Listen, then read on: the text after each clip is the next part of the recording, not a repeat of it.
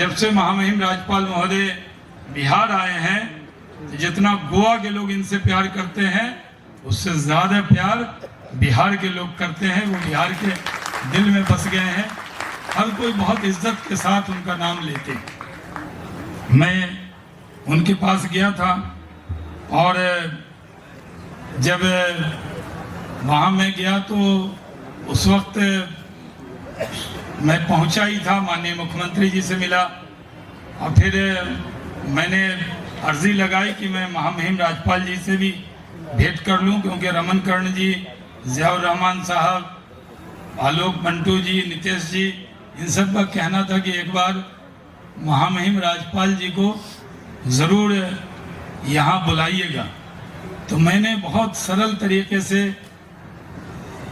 उनसे गुजारिश की, लेकिन मैं उनका बहुत मशकूर हूँ, बहुत शुक्रगुजार हूँ कि उन्होंने, मैं जब वहाँ से उठ के आया तो विद इन आवर्स नहीं, विद इन मिनट्स सूचना आ गई कि उनका आना भागलपुर तय है।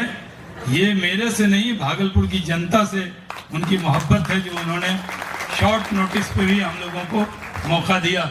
इतना कम समय में महामहिम राज्यपाल जी का कार्यक्रम मिलना आसान नहीं होता है और मुझे भी बहुत खुशी हुई और व्यक्तिगत तौर पर भी मैं उनका बहुत आभारी रहूंगा। भागलपुर की जनता तो आभारी है ही, मैं भी आभारी रहूंगा कि वो यहाँ आए और भागलपुर महोत्सव को उन्होंने बहुत एजाज़, बहुत इज्जत बख्शी।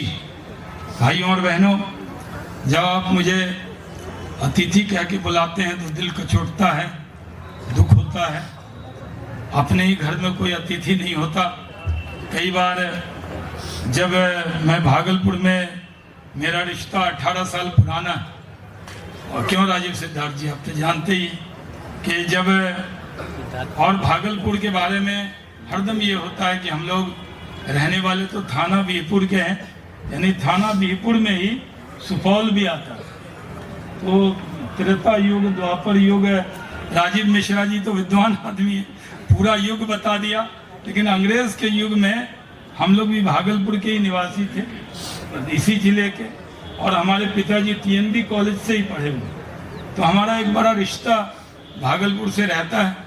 और मैं महामहिम राज्यपाल जी को हेलीकॉप्टर में भी और उतरने के बाद भी कहा, जो मैंने कहा इनके सामने तो कोई झूठ नहीं कह सकता।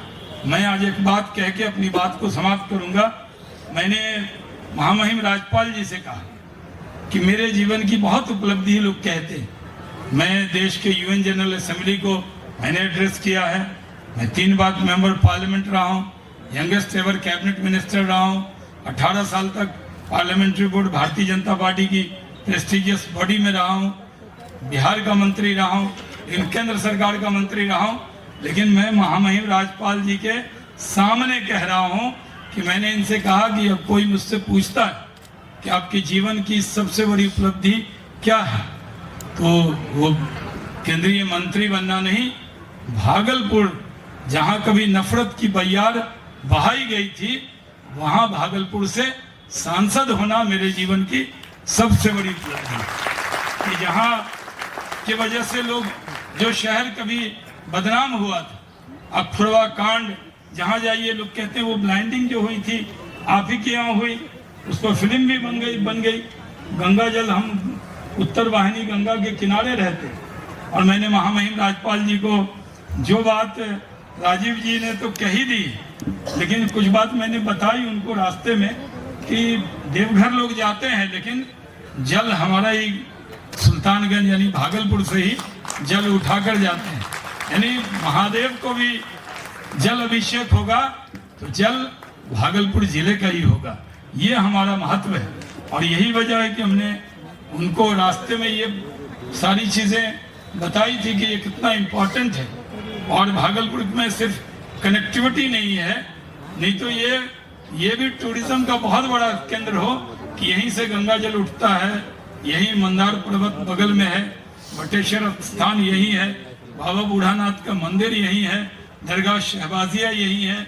यहाँ पर इतिहास की बड़ी बात है। अगर मैं बोलूँ तो मैं तो खैर आपका जनप्रतिनिधि रहा हूँ, कई बार पार्लियामेंट में बोल चुका हूँ, तो इस बात को यहाँ दोहराना नहीं चाहता, लेकिन मैंने रास्ते भर महामहिम राज्यपाल जी को भागलपुर के बारे में ही, चाहे उनके हेलीकॉप्टर में या गाड़ी में साथ में बैठकर आया, तो यही बताता है।